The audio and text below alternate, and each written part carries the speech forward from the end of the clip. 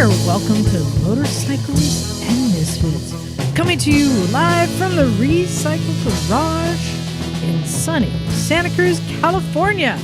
Hey everyone, Yep. This is Liza, and I am tired. No doubt.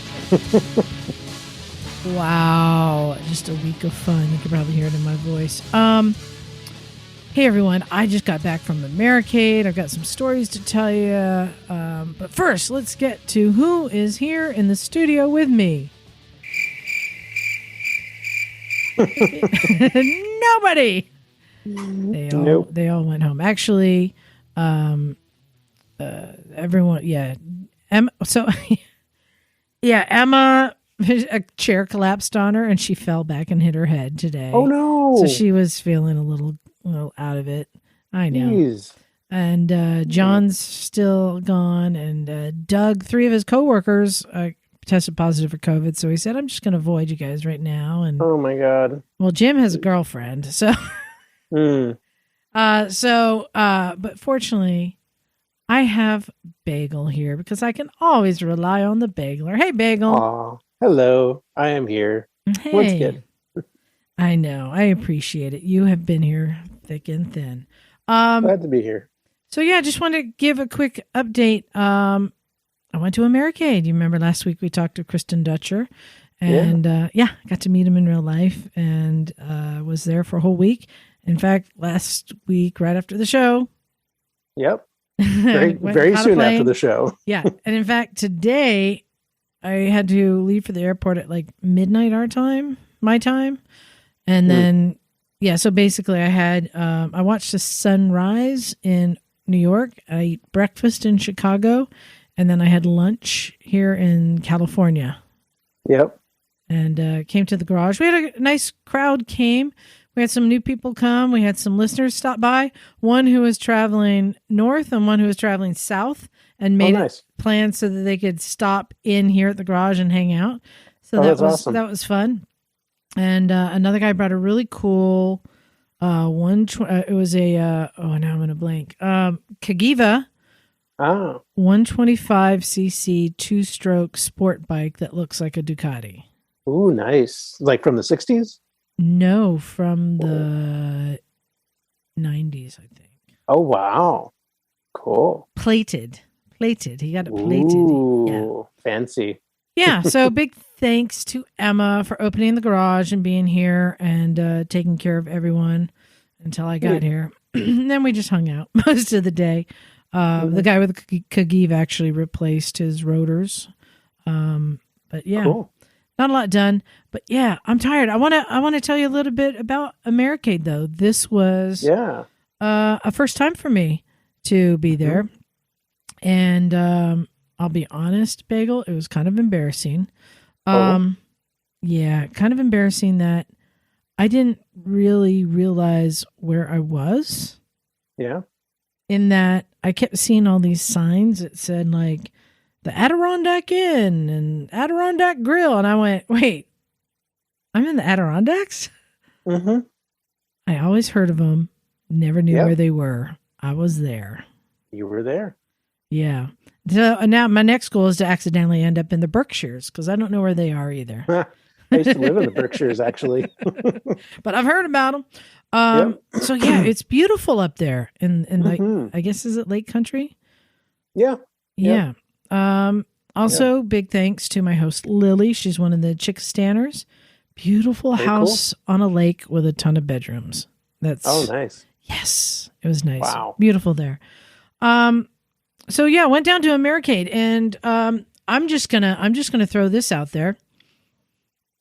A big apology from me to most of the people there who I passed judgment on. I'm just gonna say. Oh, what did you do? Well, Bagel. It's no secret that I sometimes make fun of certain types of riders. Yes. And there was a lot of them there. Yeah. There were a lot of leather vests, some with patches, some without. There were a lot of the fake helmets, that little short helmets. There was fingerless gloves. There was military boots. There was a lot of patches. A lot of you could buy leather whips and bandanas everywhere. My apology is because I realized that there is a faction of Harley, not just Harley, Indian, all of them, but riders who dress up like LARPers, what I call LARPers, but who are serious riders.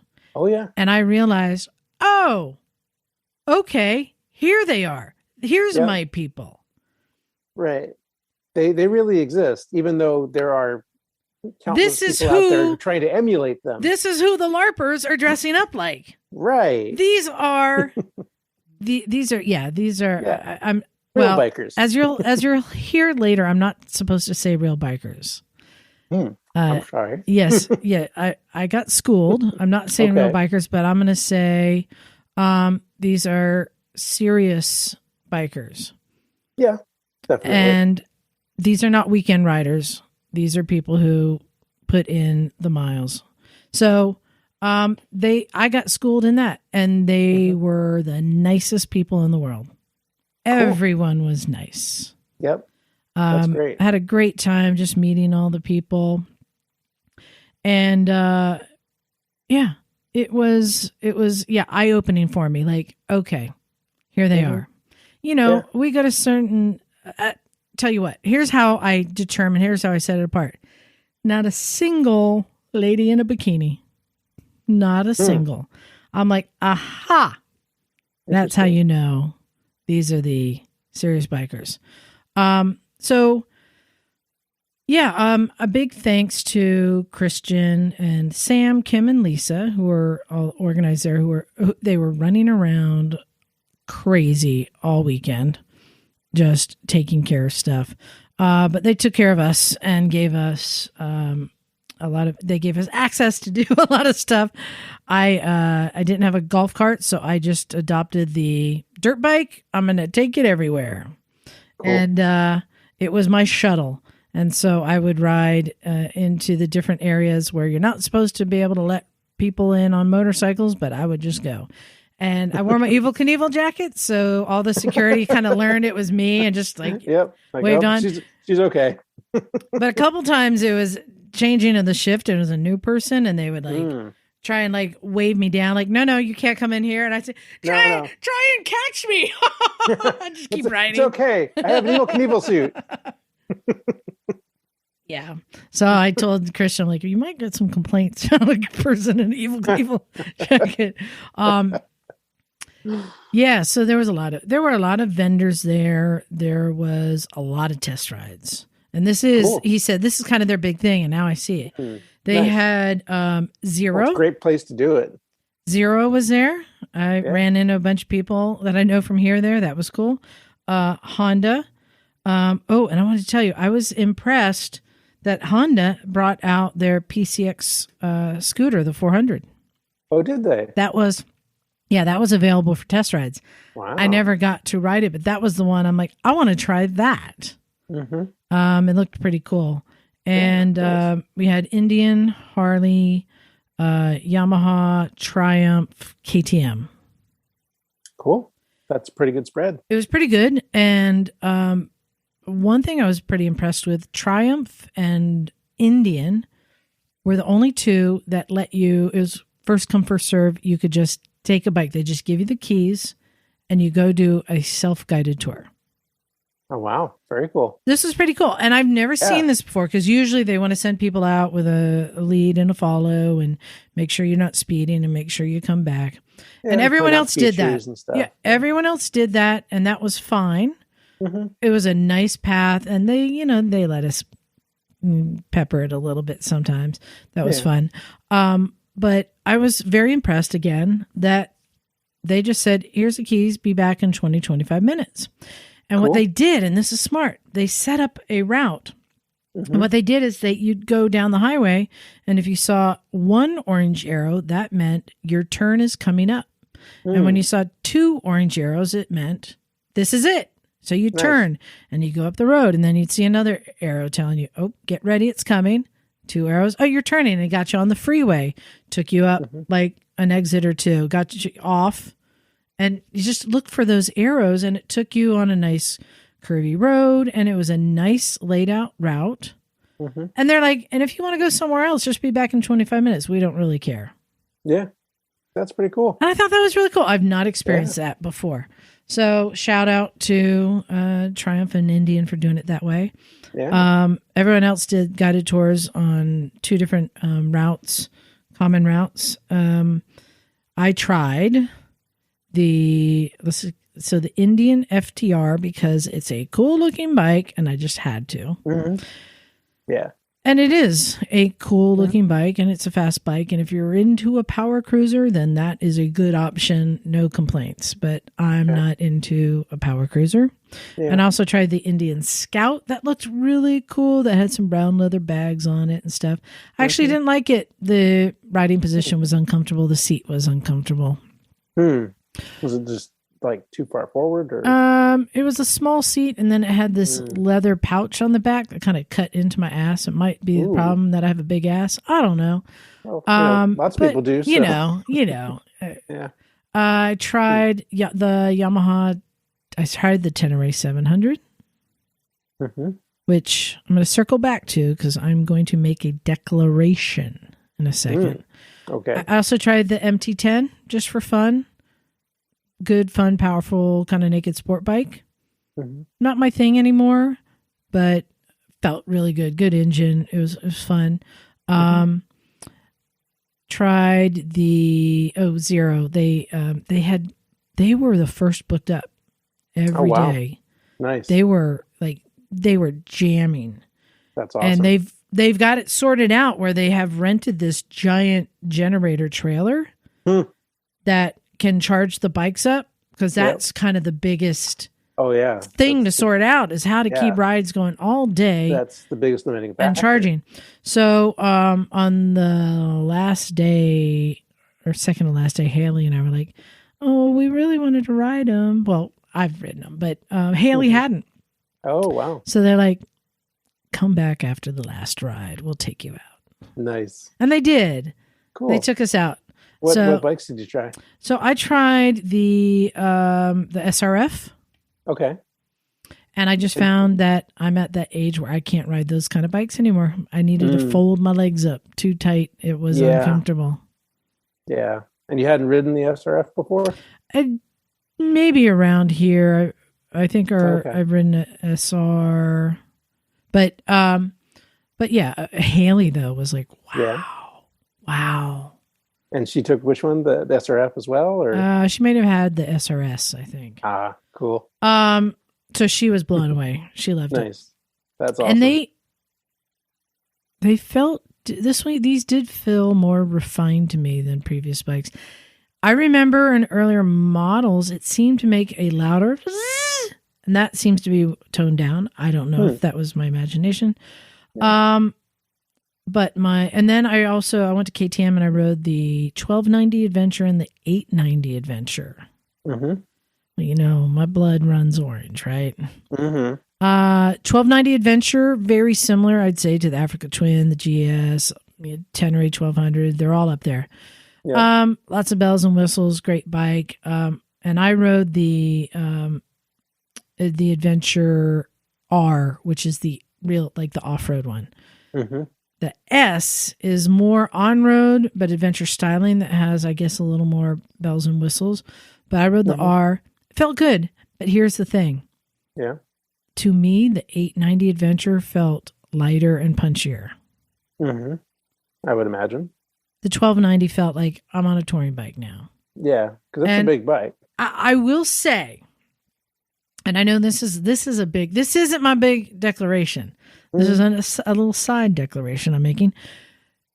To me, the 890 Adventure might be the closest to a perfect bike. Wow. Might be the closest to a perfect bike that you can do everything on. Now, I say closest to perfect, But now I'm going to come back to the Tenere 700. Okay. So my declaration about the Tenere 700 is I am going to crown it because I have been given permission to by me. Crown it.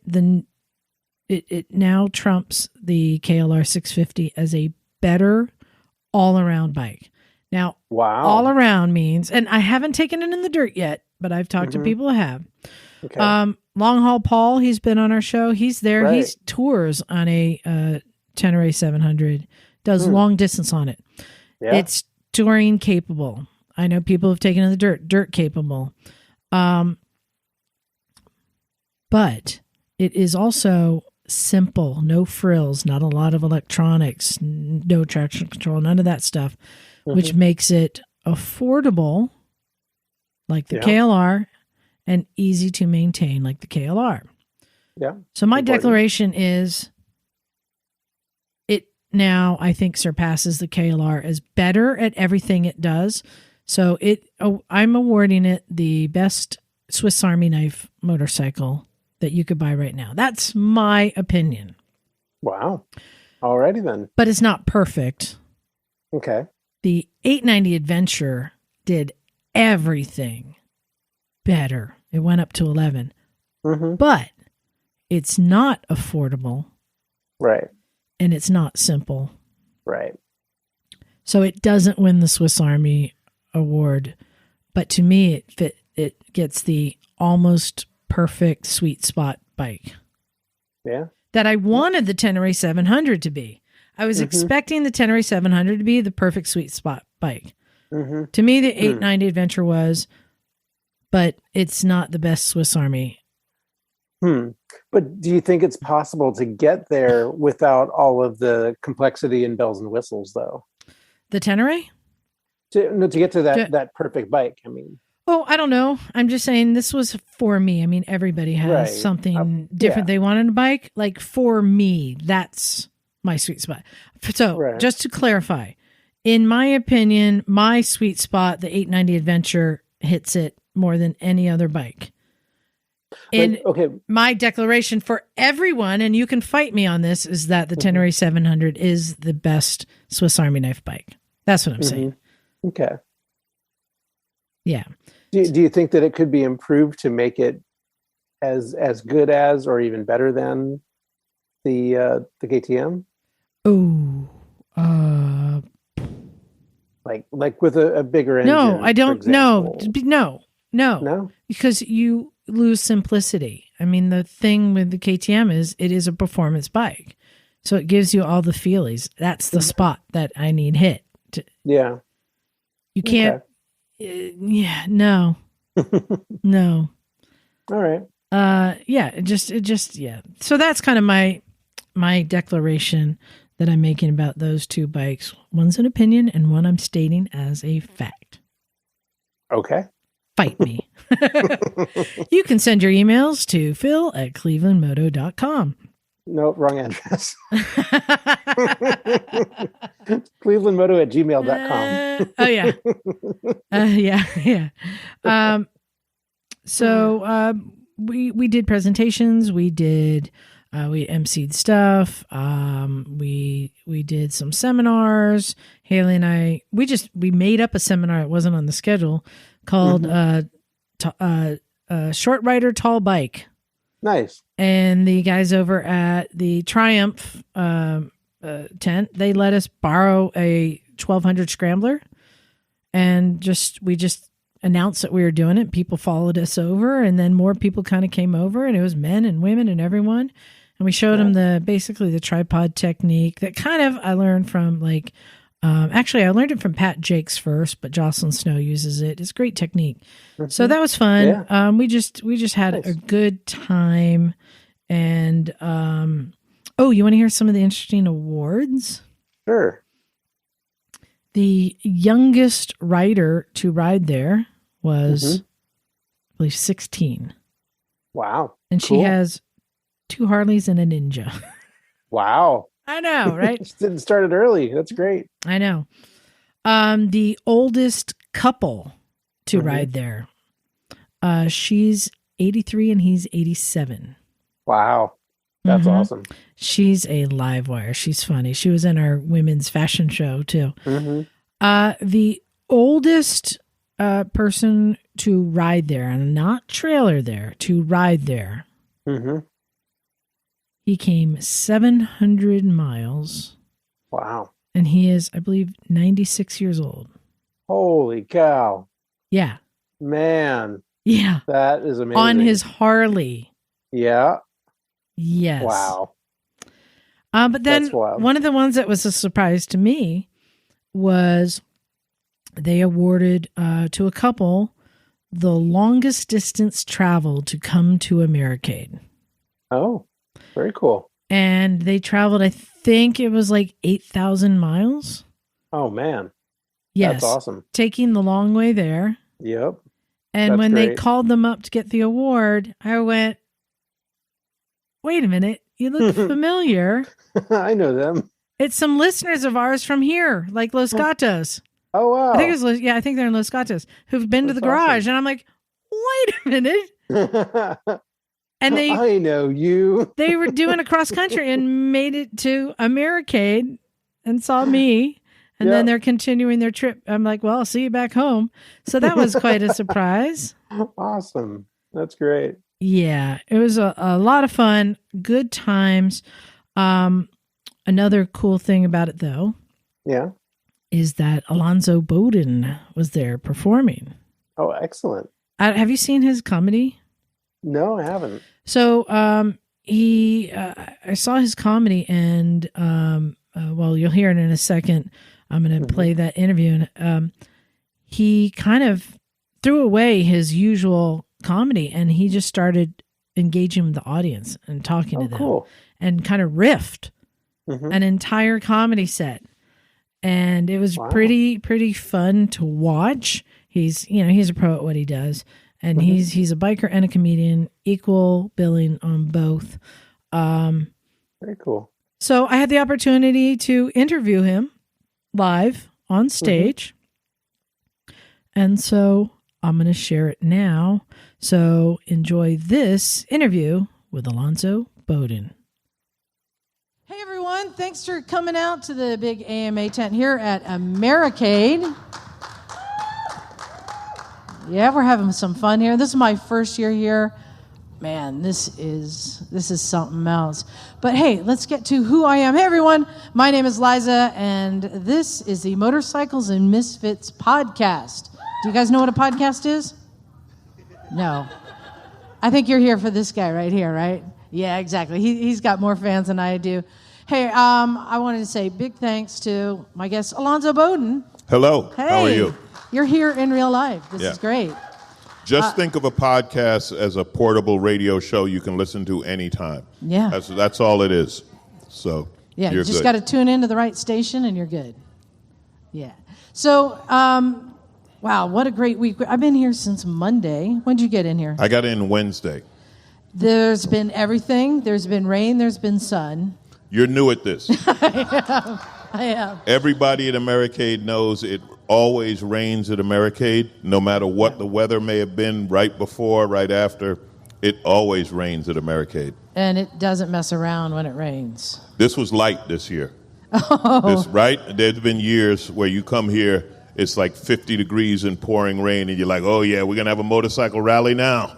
So, yeah. Yet they were still going out on rides. Yeah. Well, there's BMW people here. You can't stop BMW people.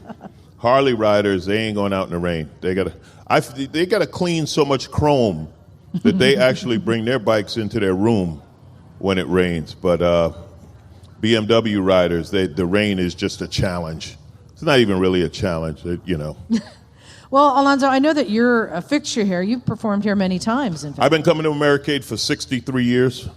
I started coming here in the late 50s, and then after 25 years, all the rest of them started showing up. No, I don't know how long I've been doing this, like 9 or 10 years, something like that. I love it, absolutely love it. Well, it's a perfect fit comedy, motorcyclist. And that's the thing, you're a real motorcyclist. I mean, this is in your blood, just like all of us here.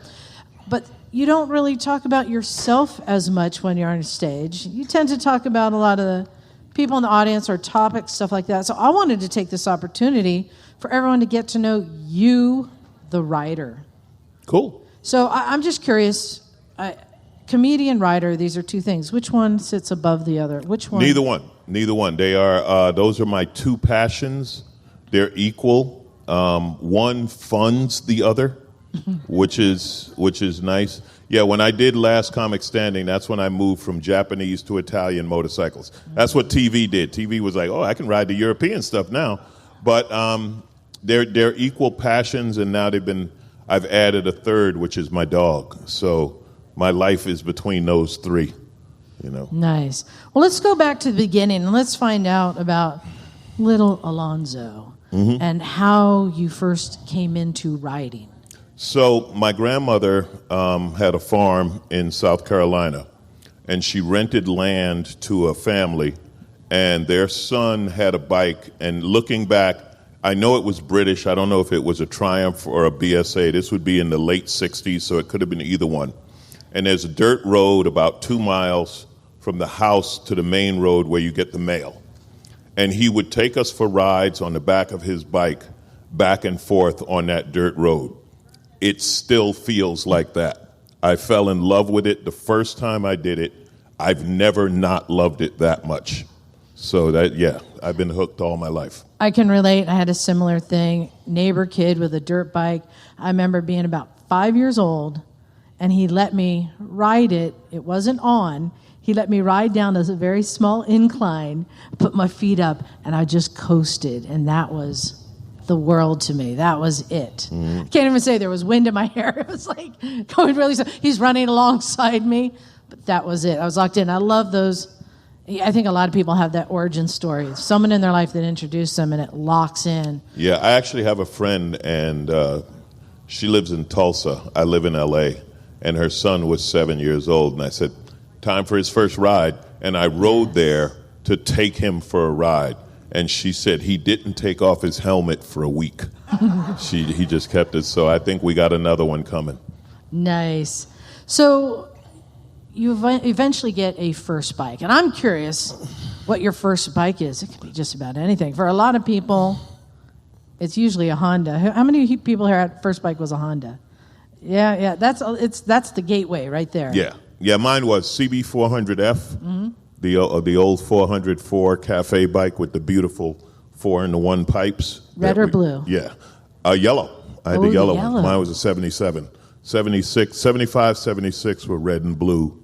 I got yellow. Not that I obsess on them, but it's one of those things you always think about buying your first bike again. And then I saw how small it is, and I was like, no. But it was phenomenal at the time. I was 18. I got my first bike before I got my first car.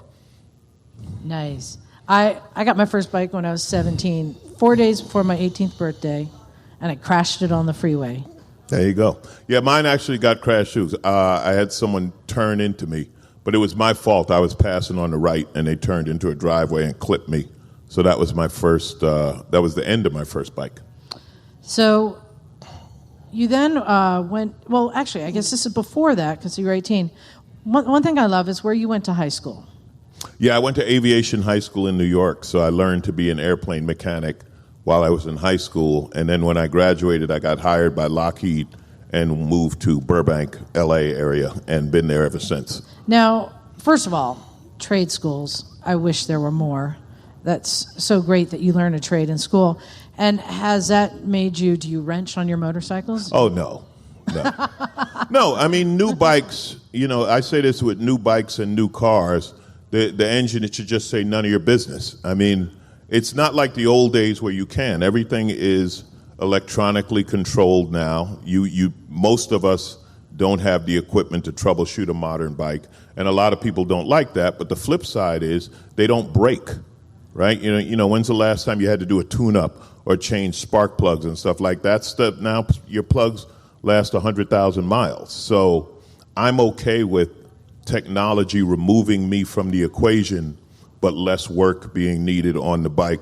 Stuff like when I rode cross country I came here in 15, and people are like, wow, you did that by yourself? I'm like, I'm on a BMW, I have a credit card. Like, you know what I mean? It's not like the old days where, oh, I'm going to break down in the middle of Utah and I don't know what I'm going to do. Like, those days are gone. Some people still ride those old classic bikes and do stuff like that.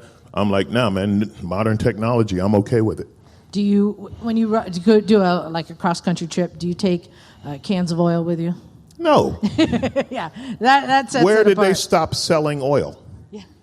No, I don't know. I honestly, that's what I did. I just rode. My thing was, I didn't have a set agenda. My only thing was to ride through a city. I never wanted to wake up and ride in a city. So I would ride past the biggest city and get a hotel or something there. I don't camp out because I have a job. Yeah, I'm living in the woods. What the hell's wrong with you people? I would stay in a hotel past the major city, so when I woke up, I didn't have to deal with their traffic. I could just ride. That was my only criteria. Well, and the other thing I find fascinating about your past is that airplanes got you to comedy. Yeah. Yeah, I was training new mechanics, and I had more fun making them laugh than teaching. So I decided I wanted to try comedy, and I took this comedy writing class because I didn't know how comics came up with material, and the graduation was doing a 5-minute show, and I did that show, and I was like, I'm done. I'm never going to work on planes again, and I never looked back. Now, the thing was, I always had a sense of humor. I could always make people laugh, but I had never been in front of people. So when I started teaching, you know, public speaking is like the number one fear people have. But to me, I had zero fear. It was the most natural thing in the world. And this therapist told me, she said, one thing about comics, it's true of a lot of us, she said, you're more comfortable talking to 1,000 people than one. So she said, like, when you go to a party, when you leave, you don't know anyone you didn't know before you got there, unless you're on stage. And I was like, that's it exactly, because I love people in groups. One-on-one, yeah. I'm looking at these people like they're good in this group, but any one of them I don't like.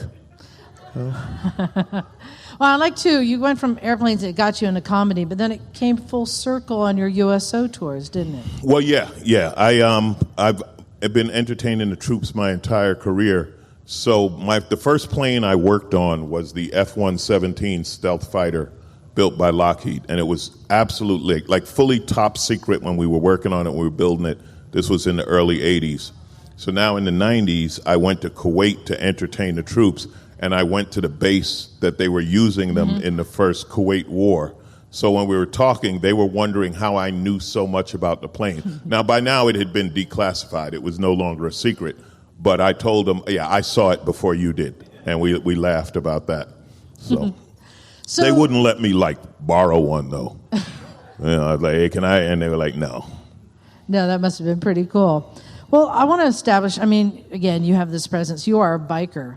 Let's see what kind of biker you are. What's in your garage? Right now, I am predominantly BMW. I've got a BMW Grand America, GS Adventure, and a Mega Moto, which is a super bike that very few people know. It's a motard bike that BMW made for a couple of years. And then I have a Triumph Rocket 3, and I just sold my Grom. I had my Grom for years. I want to see a picture of you on that. Yeah, I'll show it to you. I said, yeah, I love my Grom. Groms are stupid fun. They just make you want to do dumb things. I'll tell you the story. And for those who don't know, the Grom is a little 125 that Honda made. It's about a 3/4 scale bike.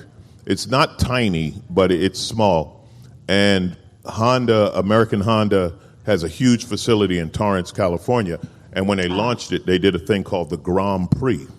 And they invited racers, people like me. They call me a friend of the brand, meaning that I'm in the business, but they invite me to stuff. They had journalists, and we all raced around their parking lot. They had a course marked out, and everybody who finished was like, I want one of these. It was so much fun, this little 125. And Honda was like, yeah, we want two. We've sold all of them. There are none available. Like, it was the biggest hit they had maybe ever when they released that bike. They had no idea it was going to be as popular as it was. And I found a kid in Arizona. He had to pay college tuition. I was like, that's your problem. Give me your bike. And and I got my Grom. So you've been to Honda. I've been there. Did they let you in the vault? Yeah. Let me tell you something. I get so spoiled, and I appreciate it. But like when they invite me places and I get to do things, I get to see and play with toys that I'm like, man, you guys have no idea. I don't belong here. But no, it's fun. Yeah, I got to see all their classic. And as a matter of fact, a friend of mine who used to come here with the demo, he's cataloging all that stuff. Honda has this vault where they have prototypes, race bikes, their whole history. They don't even know. Everything. They don't know what's in there. Yeah. There's so much stuff. So he's actually going through and catalog. He had a bike of theirs for 8 years that they didn't know he had. Like, because it was a prototype test bike, and he rode it, and then nobody checked on it, and I don't think it was supposed to be ridden. He's like, they don't know. So, but then of course he gave it back. But yeah, that's cool. But there are other places like that, hidden secrets. I'm digging my way. I'm trying to get access because there was some pretty cool stuff in there. You go in there and there's race bikes, everything, and I'm like, MB5. Like 0 mile MB5 moped. I was just excited about. Really cool place, but I'm sure you get a lot of access to stuff. And you also, through motorcycling and comedy, you travel a lot to events like Americade, where you're doing comedy. I saw your show the other night. I didn't know what to expect because you do very topical comedy usually, but you just kind of riffed the entire show. Yeah, so this is the difference. So my regular, when I do stand-up, I do a lot of topical stuff. I hit on social issues, politics, news, stuff, because that stuff interests me. Years ago in my comedy, I switched from, say, personal comedy to social commentary because I found that the world interested me more than my life, right? Even though there's a little bit of both. But when I come here, first of all, this is my people. This is the culture. You know what I tell people? This is what I love about coming to a motorcycle event. I don't have to explain to you guys why I have 5 bikes. The only question you have is, why don't you have 6? And that's the culture. So the fun is joking about all of us. We all love motorcycles, and you have your Harley people, BMW people, Goldwing people. Those are the main 3 groups. Then you have a few other, riders. You have the trike people. Trike people they're their own group. They take up more parking. And then, so when I come here, I can do that and talk about all of that because everyone gets it. Mm-hmm. And it's just fun too. It's like for me, this is like a week off, from the real world. I haven't watched the news all week. I'm just here. Yeah, I've done this before where I've been out on a ride. You go to a stop to get pie or something. It's a motorcycle stop. And I could go into a table and look at guys, and I just go, BMW, Harley, Kawasaki. And they go, how'd you know? But, one thing you find here, though, there's a lot of multi-brand owners here. Mm-hmm. So a lot of people here they might come here on their touring bike, right, which might be a Goldwing, but at home they got a Sportster or they got some kind of dual-purpose dirt bike or whatever, or they bring their custom Harley here, but back home they got a Ninja or what? No, we're too old. Ain't nobody here got a Ninja. But just in spirit. I saw a Ninja here. Oh no, the sport bikes. So the last 3 or 4 years on the weekends, there have been a lot more sport bikes coming up. A lot of sport bike riders. I think they're coming up from like New York and Philly, and they ride up here and they hang out for the week because they don't get enough tickets at home. Now, you know what I noticed? I don't know if you noticed this. I've seen just a few sport bikes, and they were the ones who seemed to need to rev their engine and announce that they were coming. Them and Harleys. The noise is part of the culture. Yeah. And again, I mean, it's not my thing, but I laugh about it. It's cool. Like last night, we saw somebody do a burnout, and we were all like, are you out of your mind? Like there's cops on every block, and we were fascinated he got away with it. We were like, how'd you get away with that? Why, but again, this is the thing about bikes, right? It's all bikes. It's all motorcycles. So just because I don't do it doesn't mean it's not cool. It's just not my thing. And I might laugh about it or make fun of it, but I'm okay with it being your thing. And besides, they can't hear me making fun of them. So I get away with it.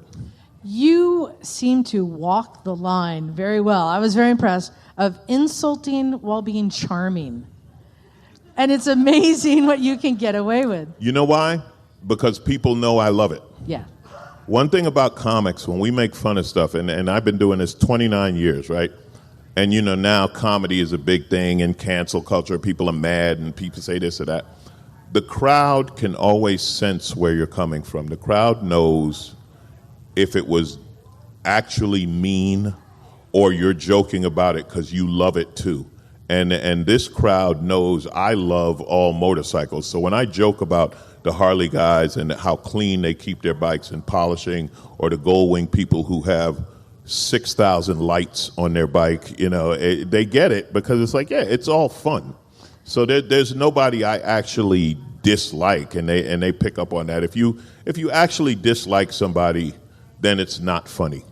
I'm just curious if there's anyone here you could just guess what kind of bike they ride by how they're looking. No, because again, it's Americade, so everybody rides everything. And yeah. You know what I like to do? I don't know if anyone else does this. I'll wear something. I don't wear the bike I'm riding.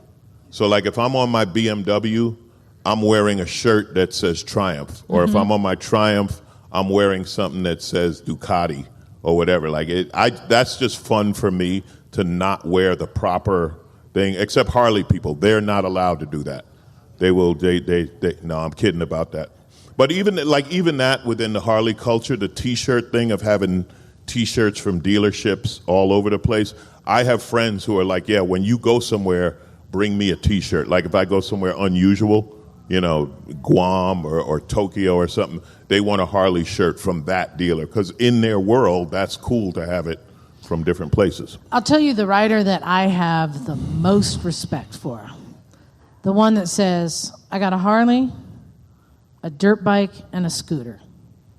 To me, that's somebody who, their riding is a purpose, it's a passion. It's not about style, it's not about image. It is about, this is who I am. I'm a rider, and I'm going to get the right tool for riding. And they love what they ride because of what it does. That's the most respect I have. The most respect I have is for Jay Leno because he has everything.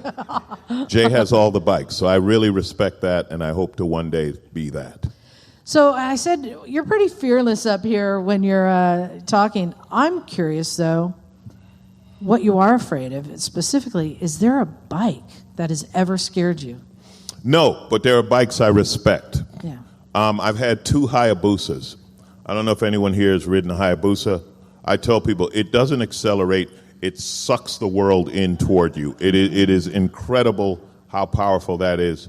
A couple of years ago, for one summer, I bought a Kawasaki. They have this supercharged bike called, the original one was the H2, and then they had the SX.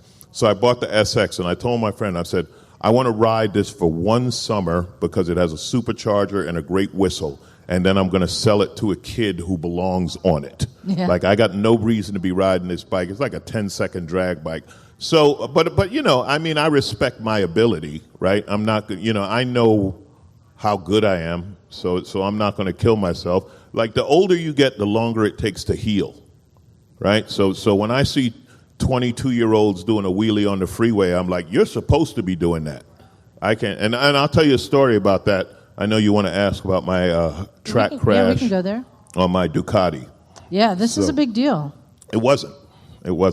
But I'll tell the story because it's a funny part of it about healing. So I had a Ducati 1098, right? And I was on the racetrack, and I high-sided. And what that means, for those who don't know, I came out of a corner, I gave it too much gas, right? It starts sliding, then you get off the gas, it gets traction, and it launches you in the air. So that's called a high side. So as I'm in the air, time slows down, and all I'm thinking is, man, this is going to hurt. And I came down, I landed on my arm, and I broke the scaphoid bone, which is a small bone in your wrist. Anyway, so I don't know, somebody on Wikipedia writes up this whole thing about me being a Ducati racer, and it was the most flattering thing in the world. They were like, you're going to change? I'm like, hell no, I'm not going to change it. Look at that. Sounds like if you've ever met an actual motorcycle racer, they're literally half my size. They're little jockeys. I'm like, I wasn't racing. But anyway, 2-3 years later, I'm at a MotoGP race, and Nicky Hayden, who unfortunately died far too young. Nicky Hayden was the last American world champion in MotoGP racing. He's a friend of mine. And he comes up to me, and I've met him a few times, and he said, "Hey, man, I heard you broke your scaphoid bone. How long does it take to heal? I broke mine." I said, "Well, Nicky, I'm human." So it took 6 months for me and 3 surgeries. You, 6 weeks. And sure enough, he was back on it. He just laughed, and he was back on the bike. But that was very cool. And also, John Hopkins, another racer, he had a cast on the same time as me. We were at a World Superbike race. So I got a great picture of both of us holding up our casts. So when I break my wrist, I do it with the best in the world. You understand? I don't break my wrist with average people. So I take pride in that. Were you at Laguna Seca when Nicky won? Yeah, absolutely. Me too. Right on. That was awesome. I go to MotoGP races a lot. And that's something, I've tried to get some of my MotoGP friends to come here. And I would encourage you to go there and see what the other culture is like, because it's very cool. That one is obviously speed-based, a lot more sport bikes, a bit more international. Yeah. But they're both cool. I have fun at both races, at both sides. Well, I want to ask you, for a lot of people, when you crash, it can get into your head. It can slow you down. It's hard to kind of get over that and back in. Did you have any trouble with that? Not really. I've never been good at right turns. I've read that most of us are better turning one way or the other. And for some reason, I've always been better at turning left. But it didn't stay in my head, because if you do track days, you crash. It's part of it. It's not, you're not trying to, but you're pushing your limits, and different things happen, and you lose traction, and the bike slides out. Here's another example of technology. The crash I had wouldn't happen today, because today the bikes have traction control, and the fact that my 2 front and rear tire were turning at different speeds, the computer would pick up on that and slow down the rear tire, right? It would electronically do it. So technology has improved it, and also we have airbag suits now and stuff like that. The protection's better. But no, I wasn't particularly scared. I haven't done track stuff since, because I haven't had a bike. I haven't had a sport bike since. And this, actually, Americade has gotten me more into the touring and long-distance riding side, which is very meditative for me. So I kind of spend more time and money doing this than track-oriented stuff. Well, here's a question for you, because being here at Americade, I've seen more of something than I've ever seen before. And I've heard it said... Walkers? ...that real bikers ride trikes. Any chance you ever get on a trike? Oh, yeah, I've ridden trikes. So the real bikers ride trikes came... The last Americade, the smaller one we had last September, when the pandemic finally allowed it, there was a guy on a trike, and that's what he said, real bikers ride trikes. And then it came out that his wife allowed him to say that. And we were like, that's not the toughest real biker thing. But it was a lot of fun. No, I have ridden trikes here when they had the demos, and I've ridden Can-Ams. And that's a funny thing, because you have, even within that, you have 2 cultures. Should the 2 wheels be in the back, or should the 2 wheels be in the front? And they'll argue about that, you know. What do you think? They say it's more stable with the 2 wheels in the front, but Can-Am sells more to car people, and the trike builders sell more to motorcycle people. I don't know. I think for me, if I'm going to do 3 wheels, I think a Can-Am in the front. It's definitely more stable, right? But if you're used to riding, a Goldwing or a Harley or something like that, BMW, a big motorcycle, then it's going to feel more normal to you to get on that motorcycle with 2 wheels in the back. There's always the compromise, the Yamaha Niken. Yeah, have you tried that? Yamaha sold 7 of those, I think. So I think you can still find one. No, I was supposed to get to ride one, but I didn't. My friend had one as a magazine test bike. They say it works, and it works great. I haven't ridden one. I'll admit, I tried it. Out at Laguna Seca, they were doing them. And I'm not going to say I'm a convert, but I'm going to say I thought to myself, I could own one of these. Yeah. It instilled confidence in me that you'll never lose a front end. that's what it's for. And it made me want to, I want to push this. Right. So the people here who don't know, the Yamaha Niken was basically, it's based on a sport naked bike, but they put 2 wheels in the front. And it really was just an engineering exercise, and it's just what you said. Two sets of forks. It sticks better in the corners, but people were like, yeah, but is it worth it? And it hasn't caught on. Well, I'll tell you what's caught on more are the scooters, the Piaggio scooter with the 2 wheels in the front. People like that one. That seems to sell. I predict that those Nikens are going to have a real popularity down the road, a lot like the Valkyries. Valkyries have had a lot of people love them now. They weren't as popular. Honda, okay, and I love Honda, and I love the people at Honda. They missed on the Valkyrie. I've had a couple of Valkyries. I love them. But the thing everyone loved about the Valkyrie was this giant Goldwing engine, right, just chromed, this big radiator in front of you, and it had a presence when it rolled up, and there was nothing like it, And then when they went to the new Goldwing with the side, because I talked to them about this, I was explaining to them what they did wrong to the Valkyrie, right? So when they went to the side radiators and the plastic shrouding, it's like, no, the Valkyrie was about the engine. It was a giant engine with a motorcycle built around it, and that's what people wanted. And the reason it's more popular now, because you can't find them, right? They were 20 years ago, so more and more you can't find them. But, oh, what a bike. That was... And then I went to the Rocket 3 because that was the only bike that out-Valkyried the Valkyrie. That was even bigger. For those who don't know, that's Triumph's big cruiser. And they went from a 2.3-liter engine to a 2.5 because the 2.3 wasn't big enough. So I have one of those, and it's fun because my engine is bigger than most small cars. So you like kind of the weird monstrosity big bikes, but can it go too far? No. The Boss Hoss. I want to ride a Boss Hoss. They haven't let me ride one yet. There were some here last night. Yeah, they're always here. I would ride. I would try one of those. But I've always liked the power cruiser. And as a matter of fact, the way I got into it was and this was back when my sport bike days in the 90s, my Honda dealer got a Valkyrie. And he said to me, you got to ride this thing, right? And I'm a kid, and I'm like, man, who's going to ride it? And I took that thing. I came back laughing, saying, oh, I'm going to own one of these. And then I had a car. I had a Honda Civic, and I called him. I said, do you take cars for bikes? He's like, we take anything for bikes. And I traded in my car and got the Valkyrie, and that's when I got my first one. But, yeah, I've always loved the Valk. Well, now let's take it to the opposite end of the spectrum. What do you think of Zeros and the electric bikes? I test rode the Zeros here, and I rode one when they first came out. They have so improved them. It feels like a motorcycle now. They're great. When they first came out, I don't know how many people have ridden electric or driven electric cars, but the throttle felt more like an on-off switch, right? Because electric motors are instant torque. But now it feels like a motorcycle in the sense that your throttle gives you more control, like what we're used to on a motorcycle, accelerating. And the regenerative part of the motor, when you slow down, you don't have to use the brakes. It's really fun.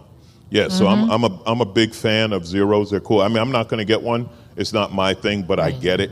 But it's definitely, I think initially they felt like an electric scooter, almost like a toy, especially if you're used to motorcycles. But now they feel more like a bike and rideable. And great. I mean, they're great. Good for them and good for the people riding them. And they said that there's been a line to ride them every day. So I'm not the only person who thinks that. Because if you're putting gas in a big bike every day, suddenly, gas is $18, $19 a gallon, and $23 a gallon in California. And suddenly electric don't look bad. You plug it in at your neighbor's house, use their power, because they ain't going to notice one cord in their garden. And you ride your electric bike for free. Oh, it is a fun ride. I'm glad to see them here with all the mix of bikes. Though I have to say, I keep heading over to KTM. Yeah, KTM is very unique. They're fast. They're kind of rough-edged. Like they're fast V-twins. They're not as polished as Ducati, and they're very much the on and off-road thing. So.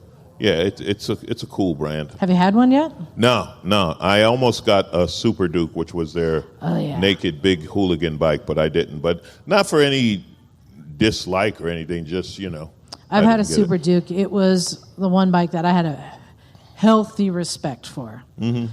But, oh, man, that is fun. So what do you think your next bike will be? What do you... BMW R1250 RT. Yeah. I was here testing them. I'm gonna make the switch from the GS to the RT. I've been thinking about it. So now, having ridden everything they have over there, that's going to be my next one. So is this a fair statement? BMW finally did a cruiser right. No, the RT isn't a cruiser. The RT is a touring bike. It's well, but you saw the cruisers that they have out here now? Okay, so the R18. See, now you're going to get me in trouble with BMW.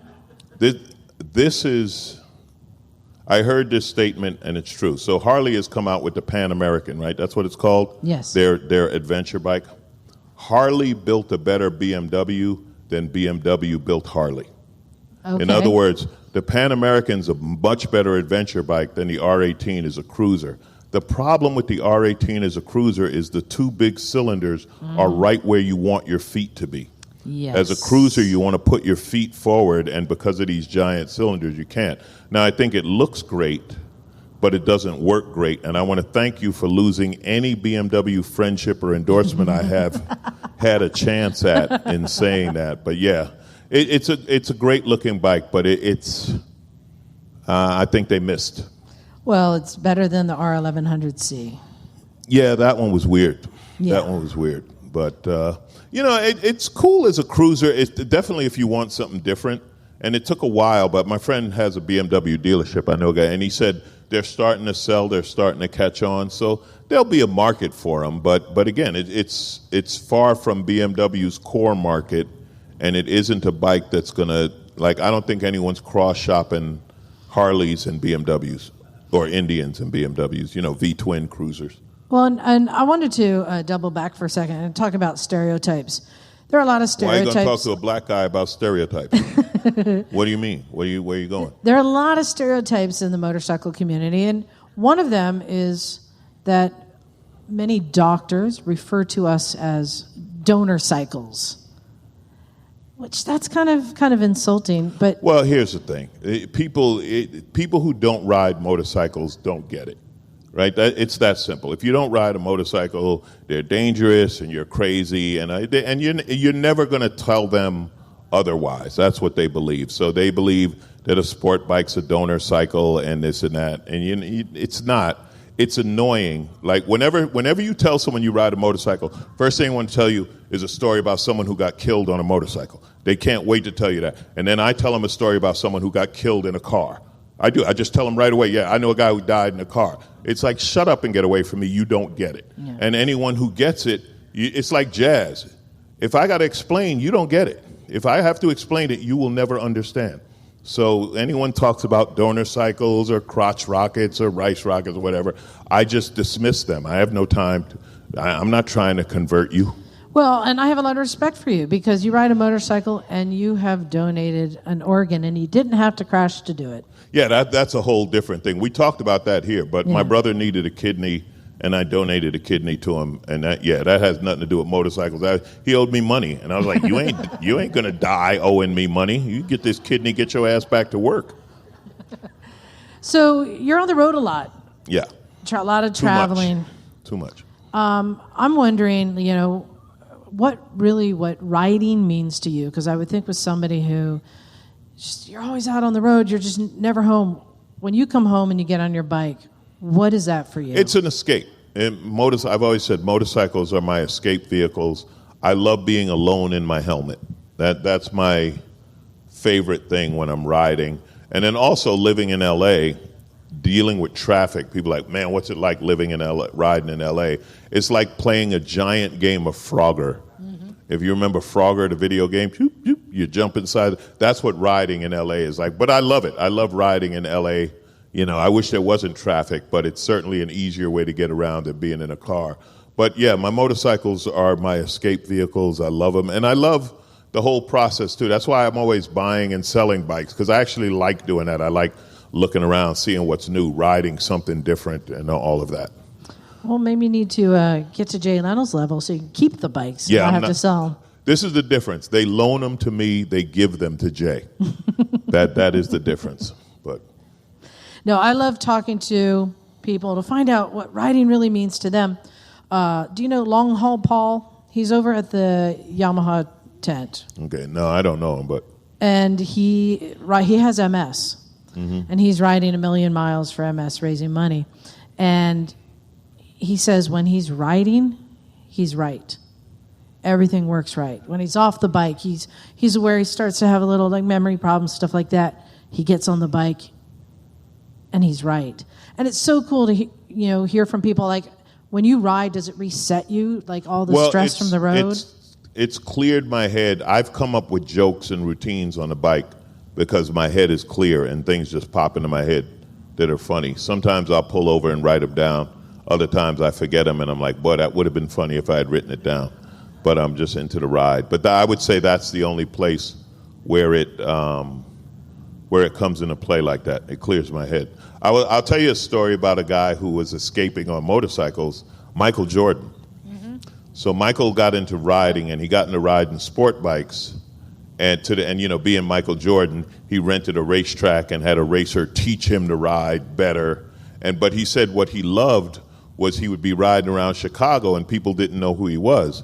And then the story got out, and now you see this really tall guy on really expensive bike, and suddenly his anonymity was gone. They were like, "Oh, there's Michael," because you're 6'7", you can't hide too much when you're on an MV Agusta, But everybody who rides, you like that because when you're in your helmet, like celebrities in LA, you bump into them at places like the Rock Store and other bike hangouts, and they'll all tell you, yeah, when you're riding, nobody knows who you are, so they don't have to deal with all of the paparazzi and the stuff that goes with it. And then when they get to a place where there's a bunch of people riding motorcycles, you're there as a guy who rides motorcycles. You're not there as a actor or comic or whatever. And, as Californians, and we got some more Californians here, one of the things I love is we get to lane split. And when you get people who aren't used to it and lane split, and they think it's just the scariest thing in the world. Well, if you don't do it, you don't realize how much space there is between cars. You have to do it a lot. I mean, you think we do it? Go to Europe. Yeah. In Europe, they do it between opposing traffic, which is, and we're like, man, that's crazy. But they do it all the time. They came up doing it, so it's very normal. I have to remember when I ride in other states that it's not legal. Yeah. Except in New York City, where you could do whatever the hell you want, which is kind of fun. New York City, the sport bike culture in New York City, I admire them. They're hilarious with what they do, but that's part of being New York. They're bold, and they take crazy chances, and it's all part of their riding. Also, another thing about it is, and everyone here knows what I'm talking about, when people ask me about motorcycles, I tell them, you got to live through your 20s, right? Because in your 20s, you're an idiot, and you take ridiculous chances and this and that. But if you live through that, then you're good. Then you're good. Well, it's one of the things I don't understand why we don't have it. Hey, Rob, put that on your list, please. Lane splitting everywhere, please. Thank you. AMA. You're working on it, right? They're allowing filtering in Arizona now and in other places. And here's the other thing about lane splitting. If it's stop-and-go traffic and you're lane splitting, the cops can't catch you. Yeah. They can only wave. Not that I encourage riding illegally in any way. So let's talk about some controversy. You like talking about controversial topics. Your podcast, you talk about controversy, right? Yeah. You want to give it a big plug right now? It's called Who's Paying Attention, and it's so the way it started was the media, the news, used to be the fourth estate, right? And it used to be independent, and they would go after whoever screwed up. It didn't matter political affiliation or gender or anything. It was like if you were an idiot, the news went after you, and it was the news. And then we lost that over the years, and it's become a business and this and that. So the idea of who's paying attention is who's paying attention to the truth. And it's been left to us comics, and as my friend and brilliant comic Lewis Black said, we don't want the job, but no one else is going to do it. So if there's one thing comics will do is we make fun of stupid people no matter which side they're on. Now, it may seem more one side or the other, but that's just because there might be more comical characters on one side or the other, right? Like right now, people like everybody's making fun of right-wing people. It's like, oh, were you around when we had Bill Clinton? Because he was comedy gold, and so it is what it is. But that's what the podcast is. That was the initial I guess, inspiration or idea behind it. And like I said, I like making fun of topical things in the news, and comedians, we were the first truth tellers and we're the last ones. Yeah. That's why I have tattoos of the jester, because the jester was the only guy who could make fun of the king, but if it wasn't funny, they chop off his head. So I'm like, that's the way it should be. Like, we're allowed to do it, but you also have to remember to make it funny. Well, let's talk about something controversial right now. I haven't heard any people talking about it, but have you been following Isle of Man? Yeah. Last count was 5 deaths, I believe. Unfortunately, people die at Isle of Man. This has been going on since they've been having the race, and there's always been the talk of, should we keep doing it? They do it. It's what they do. Road racing, I haven't been to Isle of Man. I'm going to make it one day. It's on my bucket list to see the race. It is incredible, and it is very dangerous. And the racers choose to accept that danger. I mean, they don't go there thinking, oh, I'm going to die. Like, you can't have that thought in your head, but it could happen. But, you know, when we ride, every day we get on our bike, we could die on our bike, right? But you don't get on your bike thinking that. I mean, you may wear the gear, right? You wear your helmet or whatever other gear thinking about it, but no, I don't think you should stop Isle of Man for that reason. But that's just my opinion. I mean, I can't think of any other sport that has that many deaths. This is almost like, to me, like the gladiators. People are coming to see the people fight the lions. Recently, this year, a guy died in MotoGP, in Moto2. Simoncelli, one of the great MotoGP racers, was killed on the track. They don't stop the racing. The racers actually race that weekend, which is amazing. And they say, and the Formula One, sadly, it's happened now. They've improved the safety equipment so much that it's not as likely to happen, but it can still happen. But these racers, if you want to say they're gladiators, they are, but they're not stupid. They're not going out there just, I'm taking a chance, I'm cheating death. Yeah. No, they're the best in the world at what they do. And that is unfortunately a risk that's involved in it. But let them do it and let them decide what the risks they want to take, what they don't. Like there was the movie Rush, I think it was called, about Niki Lauda, the F1 movie, when Niki Lauda said he lost a championship. He said, I'm not racing in this rain. This track is too dangerous. It's too wet. And he ended up losing the championship. But that was his choice. That's not a choice for someone else to make for them. And I have to admit, when I saw the news, the latest death, it was a father and son. The son is like 21 years old on a sidecar, and they died. And kind of my instant reaction was, that's a noble way to go as a rider. I mean, it's tragic, but it's also like they died doing what they love to do. And I don't think the rider died. I think it was the passenger. I think which they call the monkey, the passenger on the sidecar. This did was they both the die? most recent one. Okay, well, I know a guy who he's a moto journalist now. He's been a racer, and he said when he was in high school, he was the monkey for his dad racing sidecars, right? Now, I'm sure his dad didn't want him to die nobly. Right. But the other side of it is, how cool is that to be a high school kid on your dad's sidecar racing? Like, his backstory, with all due respect to people in this room, is cooler than any of ours, right? That is an amazing thing, you think, as a high school kid, to be on your dad's sidecar on a racetrack. So who should take that away from them? Racing risk is inherent in racing. People die in horse races. When a jockey falls off a horse, like you're watching, we don't realize how big, powerful, and fast those horses are. And jockeys have fallen off horses and broken their neck and died. And it's tragic, but it happens. And I guess you could say football players die. It just takes a lot longer. Yeah, and not as long as we think. Unfortunately, a lot of football players die in their 40s. Because their internal organs take a beating. I happen to know more, I've read about this and had some experience with it, knowing people who've done it. So, again, Isle of Man and road racing, it's their choice. It's how they choose to race, what they choose to do. I remember there used to be MotoGP at Indianapolis. They didn't like the track, by the way. The racers didn't like the track because it wasn't used much, so it was very slippery. But they took them to the Indy Mile, to the dirt track race, where you slide these bikes through turns with no brakes. And a lot of the MotoGP racers were watching them like, holy shit, that's crazy. And it's like, you race a 200-mile-an-hour road racing bike, but to them the idea of sliding a big dirt bike through a turn with no brakes was crazy.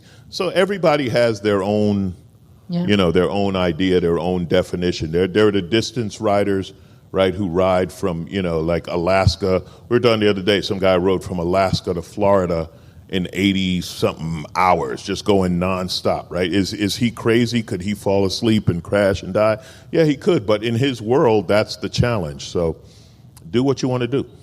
Yeah. I got to be funny in front of these people. Look at these people. These are not happy people. Look at these faces. And yet I have to somehow make them laugh. I'm at a terrible risk. Well, let's keep the controversy going along. What do you think about the industry and what's happening, especially with the IMS shows being canceled?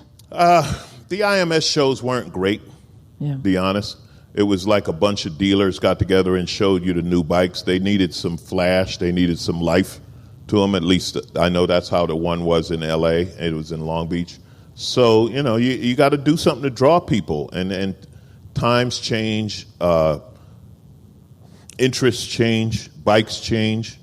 Women in motorcycling is a huge growth area now. Mm-hmm. They need to appeal more to that. A lot of young people love these little bikes. Little bikes are a big thing now, and they have to acknowledge it. I have a friend who's, his whole thing was talking to the motorcycle industry. He was like, hey, forget about the baby boomers. They bought their bikes. You got to figure out how to get Gen Z on motorcycles, because we love motorcycles. So we're an easy sell, and it's like you got to figure out how to get the next generation. And to do that, you have to make it, no joke, more exciting than their phone. Yeah, and it's great being at an event like this at Americade. We've got vendors, we've got seminars, we've got everything going on. But you know what I've been really enjoying the most? The comedy shows. I know, they're brilliant. They are the most fantastic. I've been enjoying the people. Yeah, I was in this documentary about motorcycling, and I said, when Honda said you meet the nicest people, that was like the most brilliant marketing campaign ever. You know what I mean? And it changed motorcycling. And that's who's here. The Americade group is the middle-of-the-road, nice, fun, happy. This is the only motorcycle rally that ends at 10 o'clock at night. You know what I mean? There ain't going to be a bar. Can you imagine a bar fight at Americade? First of all, it would be the slowest fight you ever saw. Right? No, we are having fun, and we're I've never heard of any trouble here. It's just, these are super nice people riding bikes and enjoying them. Try and get dinner at 9:30. You can. You just don't know where. No. See, we know I know places that are open. I ain't telling you. Why I want to wait in line behind you. Even McDonald's was closed. I'm like, I what? said, I ain't telling you. There's places. Yeah, no, this has been a lot of fun. Are you going to any other rallies or events this year? No. BMW wanted me to come to one, but I was already booked up. Like I get booked way in advance, so I'm too busy to make any. I didn't even make MotoGP. This is the first year, and I don't know how long I didn't make the American round of MotoGP. But that's just work conflicts. I do want to one day make the BMW National Rally. That looks like it would be a lot of fun. Mm-hmm. And I've been to Sturgis, and to anyone who hasn't been to Sturgis, I was told once in your life you have to see Sturgis.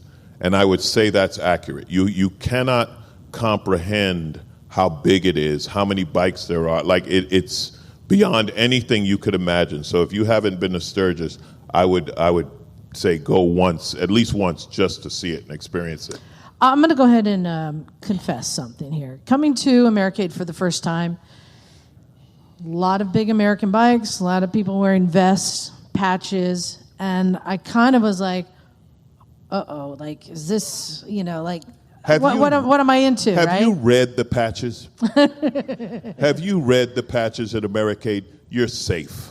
But here's how I know what a difference is, and here's how I found these are the real riders, not LARPers that I refer to, live action role play. These are real riders.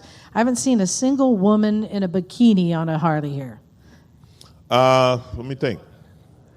No, but at Sturgis, Daytona, you're going to see that, right?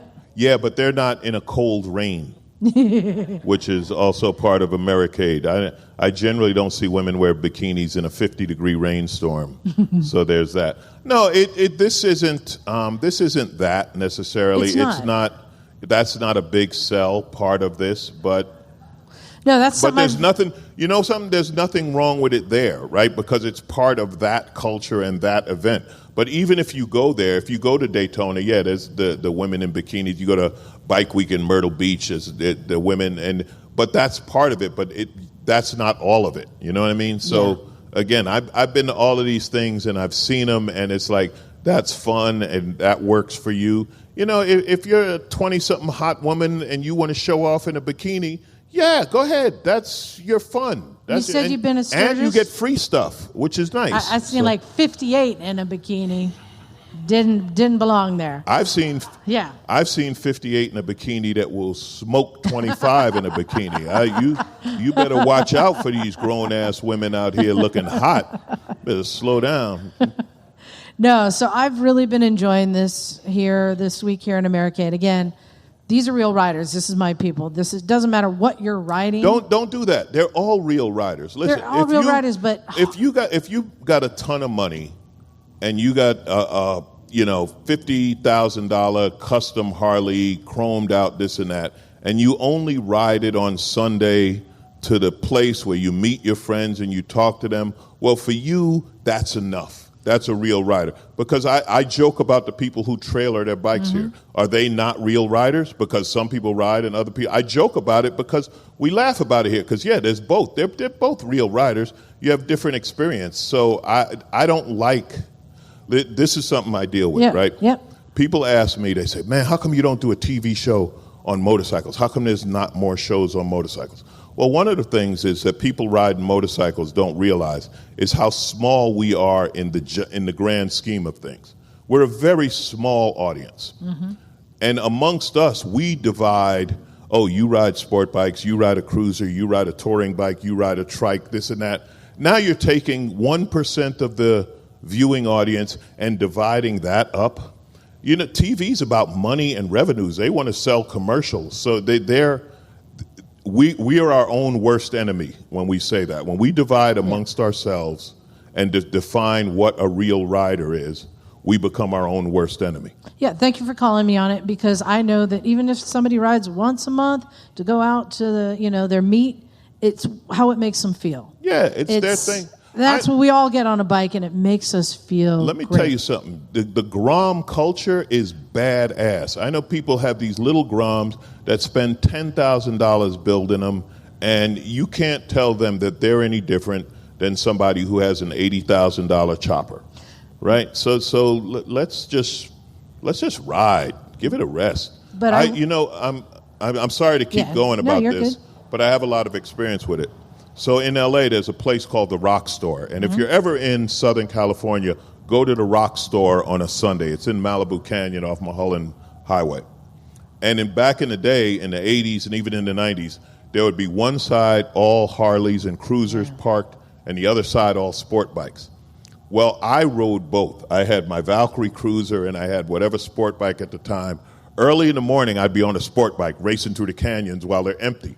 And I'd park there. And they would only wave at you if you were on a sport bike. And then in the afternoon, I'd go back with a cruiser and just chill out. And it was always like, I'm the same guy. Like, I'm the guy, this morning you didn't wave at me, and this afternoon, you know what I mean? And it was always funny. Now we're kind of parked on both sides, which is better to me. Then the scooter guys come up, and we laugh at them, So. Well, I'll say the one thing I found in common with everyone here, regardless of what they're riding, what they're wearing, is they all have the same passion as I do for motorcycles, as I believe you do. That's something that's been really special for me here at Americade, is that passion for 2 or 3 wheels. That's right. Exactly. So I wanted to thank you for joining me here and getting to know a little bit more about you, the biker. Yeah, this is very cool. Like I say, this is a week off from me from my, real life. This is just fun and motorcycles, and I get to ride demo bikes and hang out and talk to people and laugh and do whatever else. So I love it. Thanks for having me on. And yeah, we all ride. That's the thing about Americade. Everybody here rides until 10 p.m. and then we head back to the hotel, and then they're lined up for demos at 7 a.m. The demo people aren't here yet, and the Americade riders are outside the truck saying, "All right, let's get this thing moving." So yeah, hopefully maybe I'll see you at Moto America, Laguna Seca. Not this summer, but that was more fun when it was MotoGP. That was great. The World Superbike part is cool. The Moto America. You know what I like? I like the Battle of the Baggers. That's a new type of racing that's really cool. Now, you want to talk about crazy. Racing baggers on a racetrack? That's crazy. And it's fun to watch. And, so good for them. Hey, and it's bringing all of the worlds together with that. Yeah, it brings more people in. And you know what I want to see on that? Passengers. Come on. Get someone on the back of that thing while you're racing around the track. How much more fun would that be to watch? Just somebody on the back slapping you in the helmet saying, "Slow down. Slow down. What the hell's wrong with you?" Well, you know what I want to see? You as the first passenger. I've been a passenger on a racetrack. I got to ride. So you don't know who you're talking to, lady. I did a lap with Freddie Spencer, world champion. Let me tell you something. Freddie is faster with you on the back than you will ever be by yourself. But it was very cool, and it was amazing. So what else do you think I haven't done? You don't know who you're talking to. Ain't nothing I haven't done, lady. If it's on 2 wheels, I've done it. Well, I know on one thing 3 you're wheels, gonna do. I'm going to. I'm 5 years away. I know one thing you're going to do. You're going to be here tonight performing again. It's going to be a show here tonight at 8 o'clock. It'll be packed. We'll have a ball. And AMA still won't give me the mini bike. I've been trying to get that thing. They're going to give away that BMW, which is very cool. But they said everybody who comes in wants to win the mini bike. Right, guys? Yeah. Yeah. Well, thank you, everyone, for coming. I hope you enjoyed Alonzo and getting to know him a little bit better. And, from me, big, thank you for coming also, and for having me here as a guest and showing me such a good time and such great hospitality. I love it here.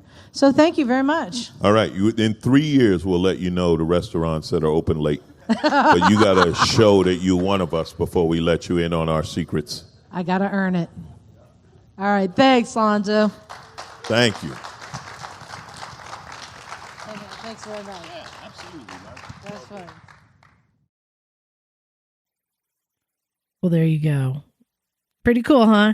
That's awesome. He's a real biker through and through. It was great to get to know him beyond what he talks about, just in his comedy, and to get to, ask him some questions and get into his head a bit. Great guy. But yeah, as you saw, he called me out for referring to people as real bikers. I don't mind a little controversy, right? And obviously. I know. But by real bikers, I meant these are, serious bikers. Serious bikers. These are my people.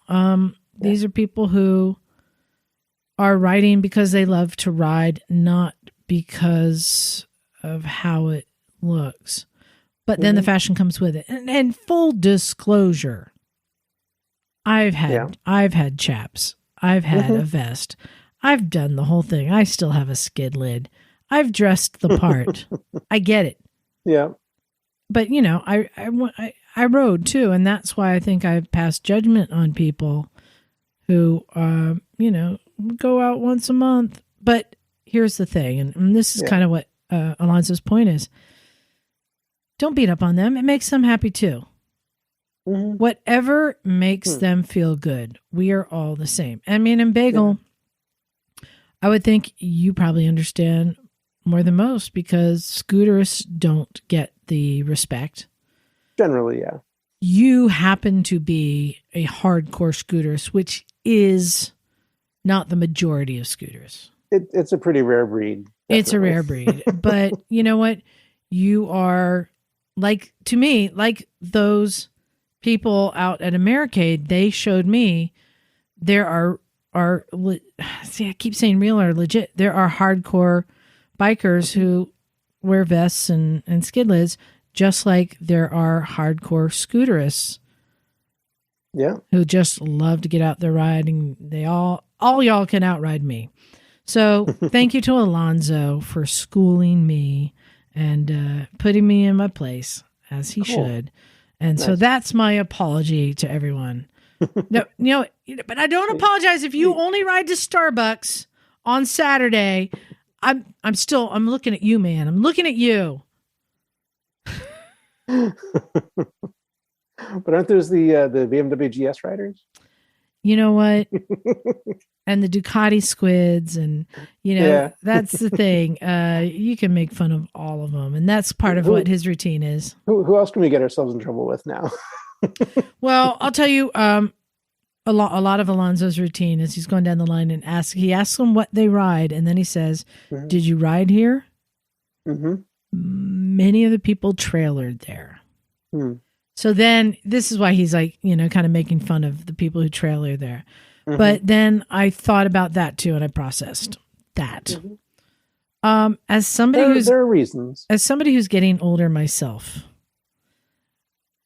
creature comforts are nice. And when you have a rig with a setup and you're bringing maybe your dog and your kennel and your creature comforts, and your family and all the things, and maybe your 8-person tent and your cots and I get you want it. to ride your bike there, there are reasons for it. I get it. Yeah. I get it. So, but not if you're young and capable, you should be riding.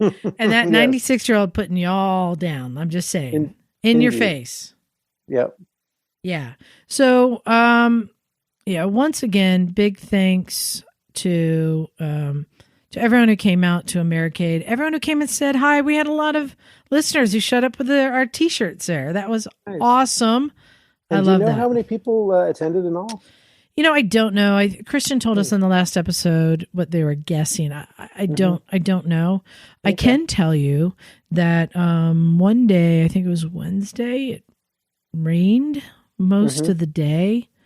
And everyone just disappeared. I don't know where they went. There's nobody there. So I turned the main stage in the big tent to my own personal karaoke. And in fact, how am I not surprised? In fact, I did it every night. Were you singing show tunes the whole time? I did some show tunes, and then when Haley got there, she joined me. Yes. And I remember at the back of the big main tent was the AMA tables, and a bunch of our friends at the AMA were all there. I remember, I think on the last night, I'm like, "Oh, okay, time for karaoke again," and I just I hear this, "Oh no," from the back. I'm like, I heard that. You're winning a fan base. Yeah. So it was fun. Oh, and just wanted to, as I'm wrapping up, share with you, representing WRN, WRWR, WCM. All right, Motorcycles and Misfits. All these organizations, what they have in common is they're all representing women riders. Right. We went there with a group of us representing women riders, and we, unknown to the vendors, we walked around and talked to every vendor, checked out every vendor booth, and we had awards to give out to some of the vendors who we thought catered to women. Very cool. Just trying to award them. So big shout out to one, and you may like this. I found a tent selling gear, real gear, called Griffin, GRYPHON. Okay. And it's a husband and wife starting their own gear company, designing and manufacturing gear. They had amazing prices that were show prices there, but they also had a mannequin out front that had women's gear on it. Excellent. And when we said, "Hey, thanks for having women's gear," and the guy said, "Oh, don't thank me, thank my wife. She absolutely insists that we make this stuff and have it here." So we gave them an award, and it meant the world to her to be acknowledged. Awesome. And I That's ended up great. ordering a jacket, a vented jacket. They didn't have my size there, but he said he'll ship it to me. I really excellent. like their stuff. GRYPHON. Check it out. It's a new startup company. And cool. another really cool product that people might appreciate, and you wouldn't think of this as catering to women specifically, but it was a motorcycle dolly called Condor, Condor. Oh yeah, O-R. they make. I know that they make wheel chocks for motorcycles. too. Yes, Yeah. they have wheel chocks, and they have this dolly, which is basically a ramp that's only about 2 inches off the ground, maybe, that you just ride up onto. It's level to the ground, and you ride up onto it, and it has a wheel chock. So you pull up into the wheel chock, and it holds the bike. Yeah. You can now get off the bike, and it has. You can lower the wheels. You can now push a large bike anywhere easily. You can push it sideways, backwards. You can spin it around. Yeah. So we gave an award to them. Not that they're catering to women, but it's an equalizer for all people, regardless of size or gender, that anyone can easily, with space issues, push their bike into their garage. Yeah. So we love that. Cool. So we gave them an award. Also, for boots, the best selection of boots for women boots, believe it or not, was Cycle Gear. Oh, wow. And they had a good selection there. And so we gave them an award. And then the last one was, and I apologize, I can't remember the name of the company, but it's a female-owned company that makes heated gloves. And nice. It's heated gear, heated gloves, something like that. God, I can't remember right now. Anyway, she was great. And a lot of the women really liked it because she had sizes that fit them. Excellent. Which is hard to find. Right. That weren't too bulky. Right. Because that, I know, I've heard that's been a really difficult item for women riders is well-fitting women's gloves, from what I've heard. So in fact, let me try and that's really nice. Let me look that up because I want to give her credit. It was, here we go. Heated for you. Yeah. Heated, the number 4, the letter U. Heated for you. Great gloves. And Lily really liked it. I think she bought some because and I think Rachel got some. They can plug into the bike, but they also are compatible with some of the common heated gear companies that you already Curbing. Something like that. Yeah. So they will plug into, if you have the jacket already, they were made to be kind of universal to fit into a lot of things. Yeah. This seemed really smart. So those are 4 companies I wanted to give a shout out to. Again, a great time. I guess I got to wait till next year. Also, hey, looking forward to Stumpy John. Yeah. He's still in Pakistan right now. I think they're in Gulmit or Hunza. Okay. I think he's coming back next week. Can't wait to hear his stories. And award-winning Mike just got back from his trip with Kat at Leota Escapes. He came by the garage today. He was so stoked. Oh, nice. He said Kat did an amazing job. It's like Kat thinks of the things before you do. And has just everything kind of worked out, sorted out, that you're so taken care of. That's the impression I get. Yes. So we're going to get a report from Mike. He can't wait to tell everyone. But I think that's great because, Kat from Leota Escapes, he's a friend of the show, been on the show many times. He always has great advice to offer. None of us have been on the tour, really experienced it. Now I feel really good promoting his tours now that we know through Mike's experience that he's doing a great job. Yeah. So we'll get a report on that. And do you have anything coming up? Not entirely sure. I may be going down to a scooter rally in Eureka in a couple weeks. Oh, hey. But got to see if I can get the time off. Are you going to be prepping a scooter for a long ride next month? Still not sure yet. Okay. Haven't figured that out. I would like to, but I haven't haven't made up my mind. We'll figure it. We'll see soon. Okay. Yep. Yeah, suspense is killing me. So so we got AMA Vintage Days coming up next that we're all getting excited about. There's so much going on right now. Yeah. And also I wanted to give a big thanks to Lily and Rachel for coming and being part of the Chickistan presentation. That was real good. And awesome. Also for my partner in crime, Haley Bell. We have so much fun together. Mm-hmm. And I've seen it. yeah, we had a great time, and I think everyone enjoyed her there as well.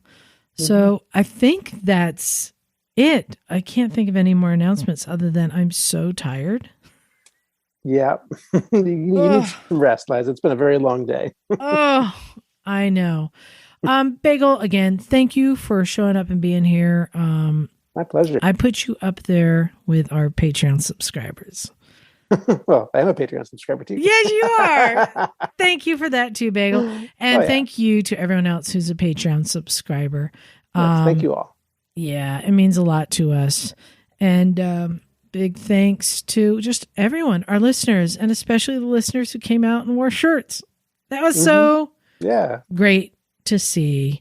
I like our people. And now I know not to judge somebody on a Harley.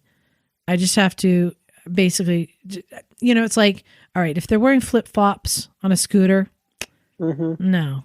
And if they're wearing a bikini, no. But anyone else is cool by me. How's that work? Okay. Yeah. I mean, I shake my head at people who wear flip-flops on scooters or anything. So I'm with you there. Yeah.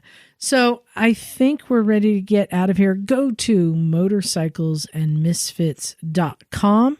Send us an email at recyclemotorcyclegarage@gmail.com. Keep those emails coming. We had some great ones this week. I'm going to roll them over to next week. I guess you can also go to motorcyclesandmisfits@gmail.com now that I have that email up and running. And I think that's it. Wave to everyone. That's it. That's the one thing I learned when Haley, we were on stage and she's like, yo, how come the guys on Harleys won't wave at me? And she's so funny. She started out just the little wave, and then it turned into like, eventually, like she's like waving her arms like she's trying to flag somebody down. And they're just ignoring her. Nice. But I think it's because there's just so many bikers going back and forth. Like nobody's waving at each other. Yeah, that's kind of one thing. Like if you're at an event and everybody's around, it's like you can't wave to everybody. I know, but it was so funny just seeing her just waving like, hello. All right. Thanks, everyone. Time to get out of here. This is Liza. Bagel. And we are out of here. Cool.